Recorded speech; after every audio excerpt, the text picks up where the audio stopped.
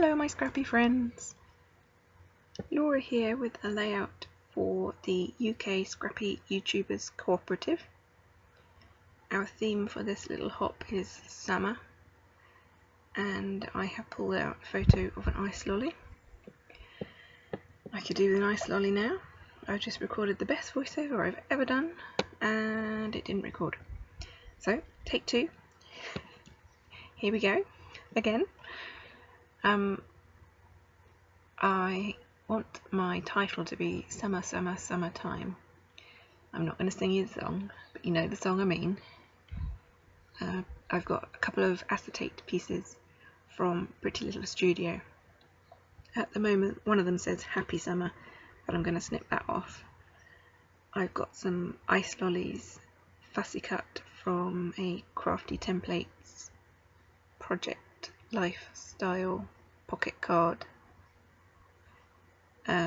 Pocket card from their custom cards kit, and a few other bits and bobs floating around. Here I go trimming off the happy, and that's going to tuck in by the side of the photo.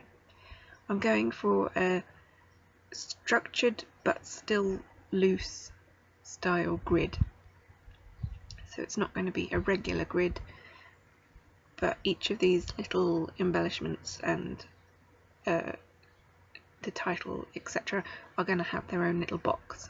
So that's what you see me drawing in lightly with pencil. Say see me, you can't see the pencil lines, can you? That's a bit daft. There are pencil lines there.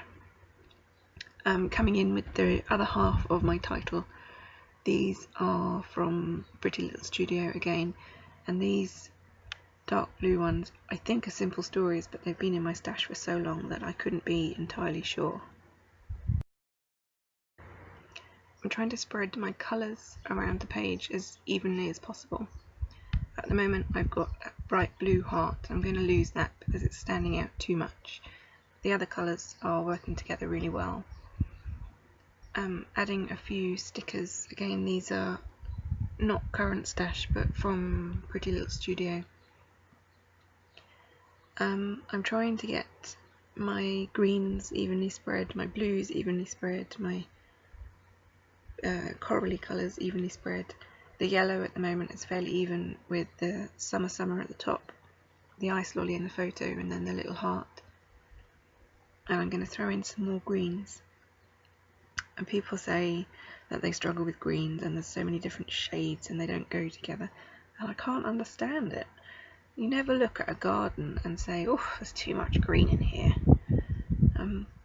In my opinion, all greens work together. That's the nature of green. Green is good, and I think if you have more than 2 or 3 shades, you're doing it intentionally, and they don't have to be the same to match. They can all go together nicely. But then green's my favourite colour, so I would be saying that, wouldn't I? I'm starting to glue things down now. The grid lines are, oh hang on, let's talk about this. The acetate pieces.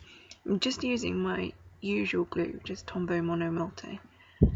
And if you cover the back of the piece entirely with glue, just a thin coat, but entirely, you don't see it. That worked really well for the hearts, but I didn't do it with the words. And you do see, I've just put like a dot either end, and you do sort of see it, but not enough to ruin the layout, I don't think. Tucking in the little happy by the side of the photo. The grid lines I am going to do in embroidery floss. I'm going to colour match again as best as I can from my mum's old cross stitch thread stash. It's very handy to have a crafty mum. I'm going to pull out my squishy surface, which is just a piece of old packaging, and a pin, so very high tech here. No fancy pokey tool, no, we use a pin. Does the job. I'm just going to poke holes at every intersection of where the lines cross and the ends of each line, and I'm not so keen on hand sewing, you might know that, so I'm not going to do sort of individual stitches. I'm just going to do one big stitch for each line, and that's pretty much the amount of hand sewing that I can deal with. Rubbing out the pencil lines, which didn't show in the video anyway, and now I've just got my holes.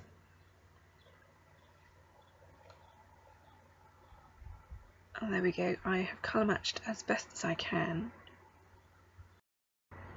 I'm using some Thread Heaven on my thread. I just read you the little box that says press thread against Thread Heaven and draw across. Repeat as necessary to prevent fraying and tangling. Thread conditioner and protectant, threadheaven.com. This is from my beadworking days when I would sew seed beads and delicas into standalone pieces, and the thread needed to pass through the bead several times. If you use this thread conditioner on it, it makes the thread, I guess, slippy, and it went through easily. I thought I'd try it on my sewing on paper, and it really does help the thread go through. That makes the whole process smoother and easier, in my opinion. Now, I'm not great at sewing, I don't enjoy it, so anything that's going to make it slightly easier is good for me. I'm trying to do 2 lines of each colour, one vertical line and one horizontal line, and that works out quite well. I perhaps should have planned it all from the beginning. I didn't, I just sort of winged it, and it worked out, thankfully. Again, I'm just trying to spread the colour fairly evenly across the page. So we've got green at the top, the middle and the bottom. You've got pinks at the top, the middle and the bottom. I chose my favourite colours for the longer lines. So the shorter lines are pink, so you get as little pink in as possible. One of the ice lollies is pink, so I did feel that I needed to have some pink in the rest of the layout. And I'm just using some super sticky tape on the back to secure the ends so that they don't come undone. And there we go. You can see I've got a couple of empty grid spots. I'm pulling out this month's stamp set. It's from Technique Tuesday. It's from 2012. And I tell you, I have not used it yet. Oh boy, I'm a stamp addict. I'm pulling out some other stamps as well. There's some flowers and a hello from a Skull and Crossbuns set, and a sunshine from a StickerKitten set. And I'm just going to fill in those empty grid, they're not squares, aren't they? Grid sections. Because I have yet to use this old yellowed stamp, it isn't conditioned, and I don't realise that as I start. What I should have done is just rubbed over it with my finger, my thumb, whatever, an eraser or your stamp chamois, just to get rid of any manufacturing residue and to condition the surface to take the ink. As it was, the ink beaded up a fair amount and it took 3 or 4 stamps to get a good impression. I can tell you I've used it since and I got a perfect impression first time, so that's a shout out for conditioning your stamps before using them. It definitely helps, definitely works. And also kind of use your stamps like less than 8 years after buying them. That would be a good move, Laura. Did I say the inks? The inks I'm using are from Pink Fresh Studio. They're dye inks and I love them. That's the first time I've had proper decent inks, and oh, they are brilliant. So there is the final layout. Do check out the other stops on the hop. I will leave the links in the description below. Thank you for watching. Like and subscribe and all that jazz, and I'll see you in the next video. Bye friends.